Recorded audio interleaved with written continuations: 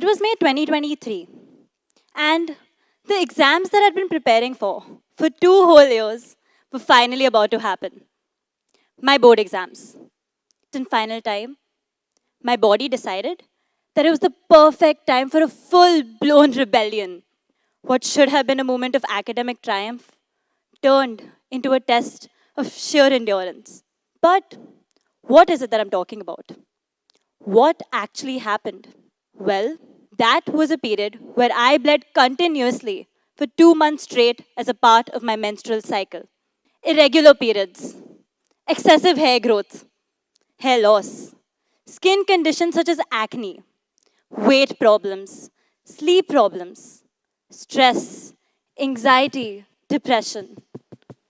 These that I just listed here are all manifestations of the same condition. A condition that affects 1 in every 10 women of childbearing age. A condition that takes a toll on their well being. So today, I'm not here to give you all a speech, but to share a journey with all of you. A journey that women across the globe, maybe even around you and I both, also share. A journey that many of you may have heard about, but do not actually know about. It all started with this pain. A constant throbbing ache that nestled itself in my lower back. For anyone wondering what this pain possibly feels like, the best way to imagine it is to imagine a 80 kg gorilla clinging onto your back, if that's even possible. And being a school student, the worst enemy for me became those classroom chairs. I hated those classroom chairs. Trying to sit up on them straight while somehow listening to the teachers and taking these notes, these things became award winning aspirations for me. I couldn't focus in classes the same way as I could before anymore because the pain was so overwhelming. Walking in corridors, a task many of us find easy, also became a strenuous task. Every step felt as though it was being weighed down by this anchor that I could not even see.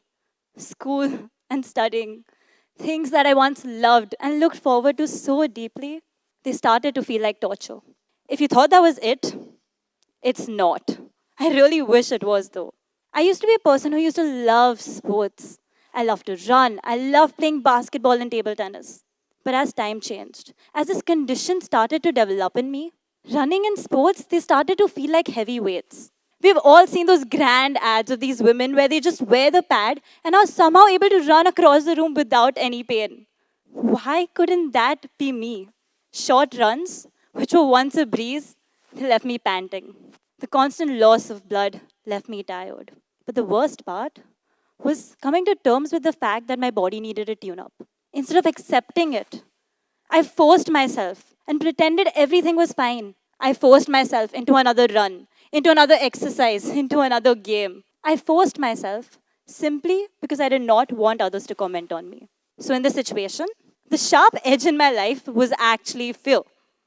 Fear that many of us with health struggles share. Fear that stops us from speaking out about our conditions. I feared that if I shared this with people, they would somehow perceive me as incapable.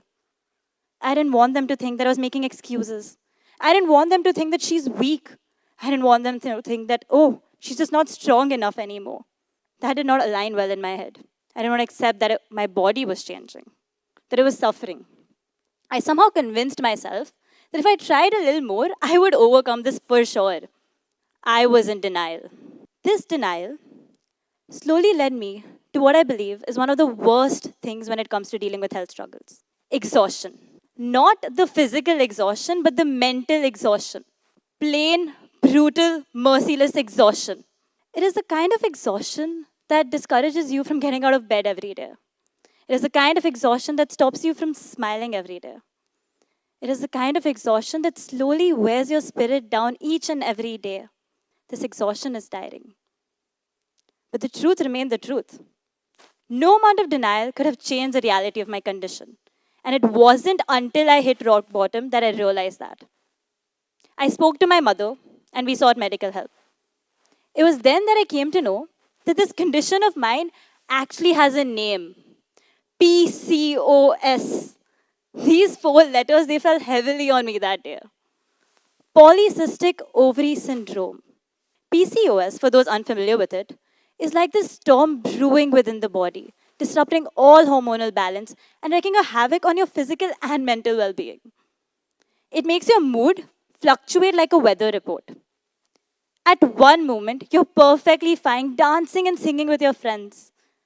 And at another moment, you're overwhelmed with this sadness, this frustration that you don't even know why exists in the very first place. At one moment, you're gaining weight. At another, you're not. At one moment, you realize your hair is falling off. This is the reality for many struggling with PCOS. A reality that makes them feel like a stranger in their very own skin. So ultimately, how does one deal with a disease that's quasi physical and quasi mental? Is it more physical or is it more mental? How does one battle the brewing storm inside them? I kept questioning myself. And in these questions, I found a realization that there is actually a much larger framework that is attached to everything. A realization that led me back to this one word.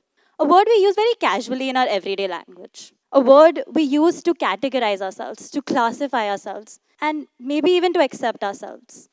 A word that is the biggest oxymoron to have ever been invented by mankind. The word normal. What is normal? Is pain normal?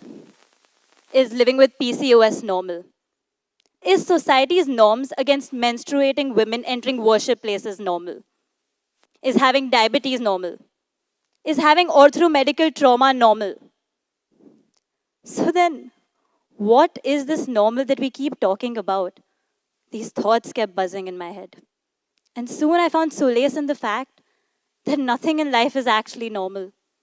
I am not normal. You are not normal. None of us here are actually normal. We're all a mixture of our own suffering and occasional moments of joy.